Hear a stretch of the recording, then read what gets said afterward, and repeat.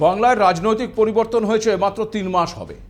নতুন সরকার হু হু করে দৌড়চ্ছে, একের পর এক নয়া প্রকল্প ঘোষণা হচ্ছে, শিল্প থেকে কৃষি সব ক্ষেত্রেই বাংলাকে এগিয়ে নিয়ে যাওয়ার চেষ্টা শুরু হয়েছে। উল্টো দিকে পুরনো শাসক দল মটমট করে ভাঙছে, কে যে কোন দিকে ঠিক বোঝা যাচ্ছে না। আজ যে কালীঘাটে, কাল সে ঋতর প্রাসে, আর পাবলিক সে রয়েছে আপন আনন্দে। দাম বাড়ছে বাড়ুক, প্রাক্তনীদের দেখলেই ডিম ছুঁড়ে মারছে। এতে মুরগির কতটা কষ্ট হচ্ছে তা সে মুরগিই বলতে পারবে। আমি কিন্তু আজ একটু অন্য কথা বলবো, কারণ বাংলার রাজনীতির এই যে ছবিটা গত কয়েক মাস ধরে আপনারা দেখছেন, আমি তার পেছনের ছবিটা দেখছি। শাসক বিজেপি আর ভঙ্গুর বিরোধী তৃণমূল কংগ্রেস নিয়ে সংবাদ মাধ্যম থেকে আম জনতা যতই চর্চায় মাতুক, বাংলার রাজনীতিতে খুব সন্তর্পণে আরও একটি ঘটনা ঘটে চলেছে, তা হয়তো কারোর নজরেই পড়ছে না। আর ঠিক সেই কারণেই আমায় বলতে হচ্ছে, সাধু সাবধান, বাম বাড়ছে। দেখুন, বাংলার রাজনীতিতে পরিবর্তন অবশ্যই হয়েছে, কিন্তু এই পরিবর্তন আনতে বাংলার মানুষ কিন্তু আর ওই 34 বছর সময় নেয়নি, 15 বছরেই একটা সরকারকে বদলে দিয়েছে। আর এই পরিবর্তনই কিন্তু বলে দিচ্ছে বাংলার রাজনৈতিক পরিবর্তনের সঙ্গে সঙ্গে পরিবর্তন হচ্ছে বাঙালির মাইন্ড সেট আপের। বামেদের সরিয়ে তৃণমূল আর তৃণমূলকে সরিয়ে বিজেপি, বদলাচ্ছে চিন্তাধারা। আর সে কারণেই প্রশ্ন উঠছে, বাংলায় বিজেপি ক্ষমতায় আসায় কি বাড়তি অক্সিজেন পেয়ে গেল বামেরা? তৃণমূল কংগ্রেসের থেকে বাংলায় বিজেপির প্রধান প্রতিপক্ষ কি সিপিআইএম? বিজেপি সরকারের একটি ভুল সিদ্ধান্ত কি বামেদের হাতে অস্ত্র তুলে দিতে পারে? বাংলার আজকের প্রজন্ম আদৌ কি বাম রাজনীতির ইতিহাস জানে? ইতিহাস না জানা আজকের প্রজন্মের মগজ ধোলাই করা কতটা সহজ? বাংলায় পুনরায় সিপিআইএম তথা বামেরা ফিরলে তার প্রভাব কেমন হতে পারে? তৃণমূল নয়, রামভক্ত বিজেপির কি বাম মোকাবেলায় আরও সতর্ক হওয়া উচিত? কেন বাংলায় সিপিএমকে আটকানোই বিজেপির কাছে সবচেয়ে বড় চ্যালেঞ্জ? নমস্কার, আপনারা দেখতে শুরু করে দিয়েছেন এডিটরস ডায়েরি। আমি ভাস্কর দত্ত আপনাদের আরও একটি নতুন এপিসোডে স্বাগত জানাই।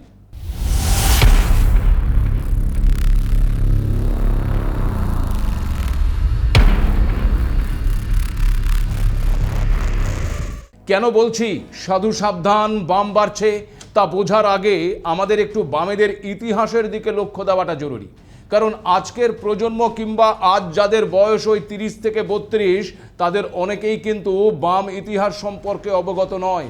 তারা হয়তো তৃণমূল জামানাকে দেখেছে, বর্তমানে বিজেপিকে দেখছে, কিন্তু বাম বা সিপিএম যে কোনো এক সময় এই বাংলায় শাসক ছিল তা জানলেও বাংলার বুকে ওই বামেদের সেই দীর্ঘ ইতিহাস তাদের অনেকেরই অজানা। আর ঠিক সেটাই কিন্তু আশঙ্কার মূল কারণ। এই কারণ ব্যাখ্যার আগে আসুন একবার নজর রাখি বাংলার বাম ইতিহাসের দিকে, যা আজকের তরুণ প্রজন্মের জানাটা ভীষণভাবেই জরুরি। সালটা 1947। দেশভাগের পাশাপাশি ভাগ হয়েছিল বাংলাও। একদিকে পূর্ব পাকিস্তান আর অন্যদিকে জন্ম নেয় পশ্চিমবঙ্গ। এই সময় বহু হিন্দু পরিবার ওই পূর্ব পাকিস্তান থেকে ভারতের পশ্চিমবঙ্গে চলে এসেছিল, যার ফলে বদলাতে শুরু করে দিয়েছিল এই পশ্চিমবঙ্গের রাজনীতি। 1948 সাল পশ্চিমবঙ্গে কংগ্রেসের শাসন।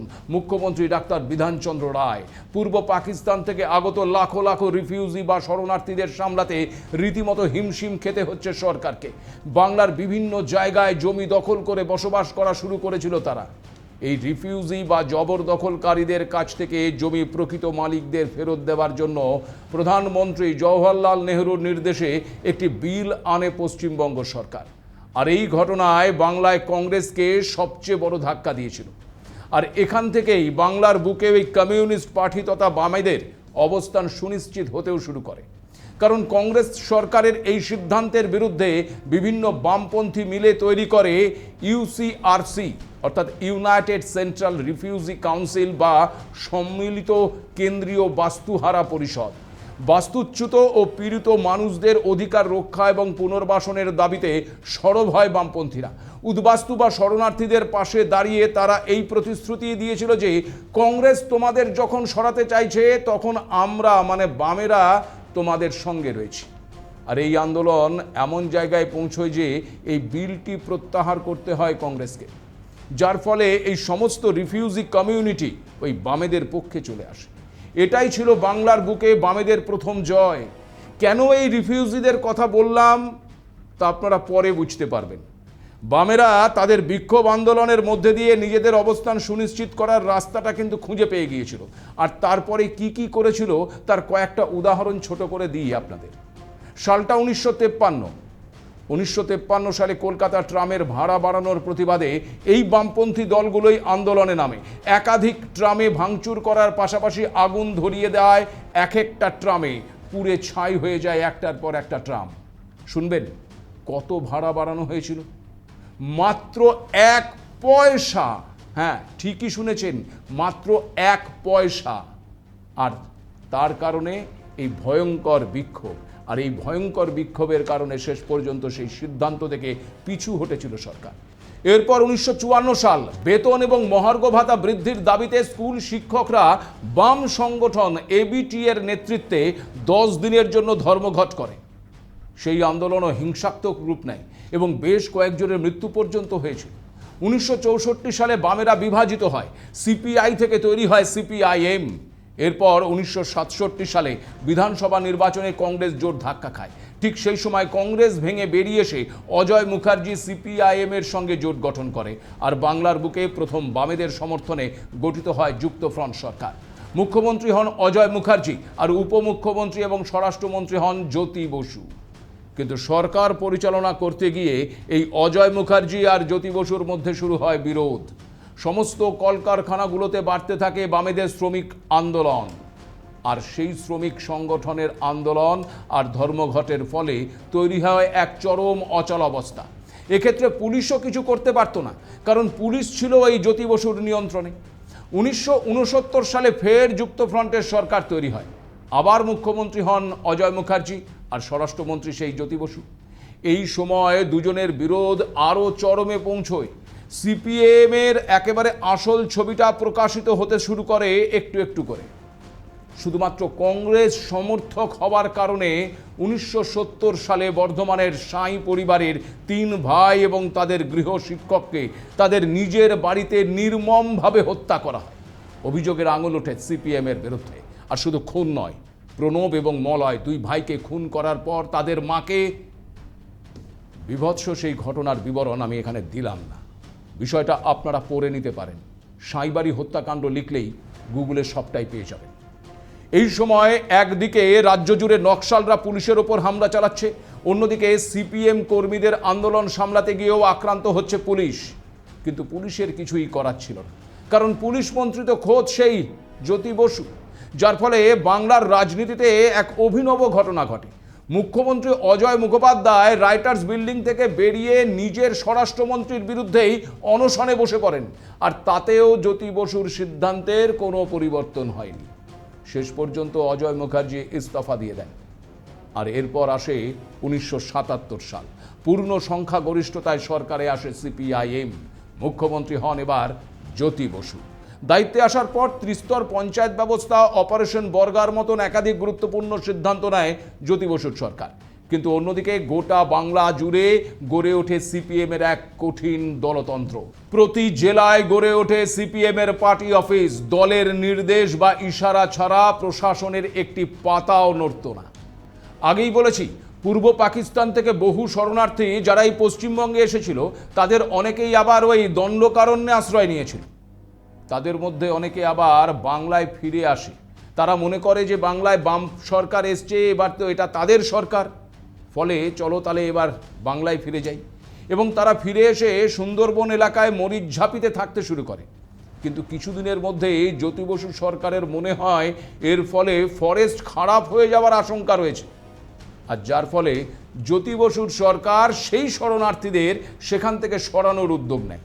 ভাবুন একবার, এই শরণার্থীদের ঢাল করেই কিন্তু বাংলার রাজনীতিতে নিজেদের জমি শক্ত করেছিল বামেরা। আর সরকারে আসার পর সেই শরণার্থীদের সরানোর উদ্যোগ নেন জ্যোতি বসু। মরিচঝাপিতে কিভাবে এই সমস্ত শরণার্থীদের নিকেশ করা হয়েছিল সে কথাও আমি আর বললাম না, আপনারা এর ইতিহাস আলাদা করে পড়ে নিতে পারেন। সিপিএম এর এই আন্দোলন আর ইউনিয়নবাজির কারণে কলকাতা এবং শিল্পাঞ্চলে তৈরি হয় আতঙ্কের একটা পরিবেশ। একের পর এক ইন্ডাস্ট্রি বন্ধ হতে শুরু করে, শিল্পপতিরা বাংলা থেকে চলে যেতে থাকেন, যাকে বলা হয় the great flight of capital. 1982 বিধানসভা নির্বাচনের আগে সিপিএম কতটা ভয়ঙ্কর হতে পারে তার পরিচয় মেলে কলকাতার বিজন সেতুর কাছে। 30 এপ্রিল 1982 কিছু আনন্দমার্গের সাধু ওই বিজন সেতু দিয়ে যাচ্ছিলেন। অভিযোগ, সেই সময় সিপিএম সমর্থকরা তাদের ঘিরে ফেলে এবং তাদের মারধর করার পাশাপাশি একেবারে জ্যান্ত জ্বালিয়ে দেওয়া হয়। এই ঘটনার পরেও কোনো পুলিশ অ্যাকশন নেয়নি। আর এই ঘটনায় প্রমাণ করে দেয় যে সিপিএমের বিরুদ্ধে গেলে সরকার বা প্রশাসন আপনার সঙ্গে থাকবে না। নির্বাচনে আবার জিতে সরকারে ফেরে সিপিএম, কিন্তু ততদিনে বাংলার ইন্ডাস্ট্রি আর এডুকেশন সিস্টেম একেবারে তছনছ হয়ে গেছে। সিপিএমের নেতাদের ছেলেমেয়েরা ইংরেজি মাধ্যমে পড়লেও সাধারণ মানুষের ছেলে মেয়েদের জন্য স্কুলে ইংরেজি পড়ানো বন্ধ করে দেওয়া হয়। সেই সঙ্গে আবার ক্লাস 5 পর্যন্ত পাশ ফেল তুলে দেওয়ার সিদ্ধান্ত আগামী প্রজন্মের শিরদাঁড়াকে ভেঙে দেয়। শুধু তাই নয়, বাংলায় কম্পিউটার ঢোকার চরম বিরোধিতা করেছিল এই বামেরাই, যার ফলে আইটি ইন্ডাস্ট্রিও বাংলার থেকে বিমুখ হয়ে পড়ে। 34 বছরের শাসনকালের ইতিহাস সত্যি এত কম পরিসরে পুরোটা বলা কঠিন বিষয়। তবে এক কথায় সিপিএমের সন্ত্রাস আর একের পর এক ভুল সিদ্ধান্ত বাংলাকে একেবারে খাদের কিনারায় নিয়ে এসে দাঁড় করিয়েছিল। এখন প্রশ্ন হচ্ছে, বামেরা কি আবার নতুন করে মগজ ধোলাই শুরু করেছে? এই ইতিহাসকে গোপন করে কি সিপিএম আবার আজকের প্রজন্মের মগজ ধোলাই শুরু করেছে? এর মোকাবেলা কতটা কঠিন, পাশাপাশি পশ্চিমবঙ্গের রাজনীতির সমীকরণে কেন বামেরাই ওই বিজেপির কাছে প্রধান প্রতিদ্বন্দ্বী বলে মনে করা হচ্ছে, বলবো সে কথা। বহু লড়াইয়ের পর বাংলায় পদ্মফুল ফুটেছে। বাংলায় বিজেপির এই জয়ের পেছনে অনেকগুলো ফ্যাক্টর কাজ করছে। তৃণমূল কংগ্রেসের আমলে দুর্নীতি শুধু নয়, বাংলার এবারের ভোটে ধর্মীয় সমীকরণ বা মেরুকরণ একটা বড় ফ্যাক্টর বলেই কিন্তু মনে করছে রাজনৈতিক বিশেষজ্ঞ মহল। ভূ রাজনৈতিক প্রেক্ষাপটের পাশাপাশি এর পেছনে তৃণমূল সরকারের বিরুদ্ধে তোষণের অভিযোগ একটা বড় ফ্যাক্টর বলেই মনে করা হচ্ছে। আর এই অবস্থায় বিজেপি সরকার গঠন করার পর থেকে একদিকে তৃণমূল কংগ্রেস যেমন টুকরো টুকরো হচ্ছে, অন্যদিকে বামেরা আরও সংগঠিত হচ্ছে বলেই কিন্তু মনে করা হচ্ছে। আপনারা প্রশ্ন করতেই পারেন যে বামেদের তো মানুষ প্রত্যাখ্যান করেছে, তবে বামেরা কিভাবে সংগঠিত হতে পারে? বাম আইএসএফ জোট মিলে তো মাত্র 2টি আসন নিয়ে কিভাবে তারা এই বাংলার বুকে নতুন করে উঠে আসতে পারে? দেখুন, প্রশ্নের উত্তর অবশ্য সময় দেবে, কিন্তু বর্তমান সময়ে বাংলার রাজনীতিটা যদি একটু বিশ্লেষণ করা যায় তাহলে বুঝতে পারবেন কেন এই কথা বলছি। দেখুন, খুব সহজ কথায় বাংলায় কংগ্রেস, সিপিআইএম এবং তৃণমূল কংগ্রেস এই 3টি দলই কিন্তু পরীক্ষিত শাসক দল। বর্তমানে বিজেপি শাসন ক্ষমতায়, অর্থাৎ 4টি রাজনৈতিক দলই কিন্তু বাংলার মসনদে বসেছে। আর পরিবর্তন যদি সময়ের দাবি হয়, তবে সেই দাবি মেনে বাংলার রাজনীতিতে আগামীর শাসক কে হতে পারে, এটাই কিন্তু সবচেয়ে বড় প্রশ্ন। দেখুন, আপনারা বলতেই পারেন সদ্য একটি সরকার শাসনভার নিয়েছে, এখনই কেন পরিবর্তনের কথা বলছি? আগামী 5 বছর তো কোনো পরিবর্তনের সম্ভাবনাই নেই। আপনাদের এই ধারণা একেবারেই সঠিক। আপনাদের এই ধারণাকে সমর্থন করে তর্কের খাতিরে ধরে নিলাম যে বিজেপি এই রাজ্যে আরও 5 বছর সরকারে থাকবে, মানে আগামী 2036 পর্যন্ত বিজেপি এই বাংলায় থাকবে। কিন্তু তারপর আপনারা এবার বলতে পারেন 2031 হোক কিংবা 2036, সে তো অনেক দূর। কিন্তু দেখুন, এ কথা কিন্তু আমি বলছি না, খোদ বিজেপি নেতৃত্বের গলায় যে সতর্কতার সুর শোনা যাচ্ছে তা থেকেই কিন্তু একটা বিষয় পরিষ্কার। বিপুল ভোটে জিতে এলেও একটা অদৃশ্য চ্যালেঞ্জের মুখোমুখি হয়ে দাঁড়াচ্ছে এখন ওই গেরুয়া শিবির। বিজেপির রাজ্য সভাপতি শ্রমিক ভট্টাচার্যকে কেন বলতে হচ্ছে ডিমের অভিমুখ বদলাতে সময় লাগবে না, কিংবা প্রাক্তন রাজ্য সভাপতি তথা রাজ্যের মন্ত্রী দিলীপ ঘোষকে কেন বলতে হচ্ছে বহু নেতা আছে যারা মধুতে আসক্ত হয়ে রয়েছে? দেখুন, এখানে তৃণমূলের দুর্নীতি কোনো ফ্যাক্টর নয়, ফ্যাক্টর হচ্ছে আইডিওলজি। আর সেই আইডিওলজির দিক থেকে তৃণমূল নয়, বিজেপির প্রধান প্রতিপক্ষ হচ্ছে ওই সিপিআইএম তথা বামেরা। এই বাংলায় বামেদের আমলে 2011 সালের বিধানসভা নির্বাচনে বিজেপির ভোটের হার ছিল মাত্র 4%। এরপর তৃণমূল আমলে একদিকে যেমন বামেদের ভোটের হার কমেছে, উল্টো দিকে ক্রমেই আবার বেড়েছে বিজেপির ভোটের হার। 2026 সালে গেরুয়া শিবিরের ভোটের হার বেড়ে প্রায় 46% পৌঁছেছে। এই ভোটের হার ধরে রাখাটাই কিন্তু ওই গেরুয়া শিবিরের কাছে সবচেয়ে বড় চ্যালেঞ্জ। আর সেই চ্যালেঞ্জ কিন্তু তৃণমূলের তরফ থেকে নয়, বরং বামেদের দিক থেকেই আসার সম্ভাবনা সবচেয়ে বেশি। দেখুন, এর পেছনে একাধিক কারণ রয়েছে। প্রথমত, এই মুহূর্তে তৃণমূল দলটাই অস্তিত্বের সংকটে ভুগছে, ফলে আগামী দিনে এই দলটি আদৌ থাকবে কি না তা নিয়ে একটা অনিশ্চয়তা রয়েছে। দ্বিতীয়ত, মমতা বন্দ্যোপাধ্যায় ব্যতীত ওই তৃণমূল কংগ্রেস দলটির আর কিছুই নেই। কোনো নীতি বা আদর্শের ওপর কিন্তু তৃণমূল কংগ্রেস দাঁড়িয়ে নেই যে সেই নীতি আদর্শ ওই দলটিকে টিকিয়ে রাখবে। সে কারণে বাংলার মানুষ এরপর তৃণমূলকে ফের একবার বিজেপির বিকল্প ভাববে কিনা তা নিয়ে যথেষ্টই সন্দেহ রয়েছে। চতুর্থত, তৃণমূল যদি বিজেপির বিকল্প হতে না পারে তবে এই বাংলায় বিজেপির পরবর্তী বিকল্প সিপিআইএম তথা বামেরাই কিন্তু হতে পারে।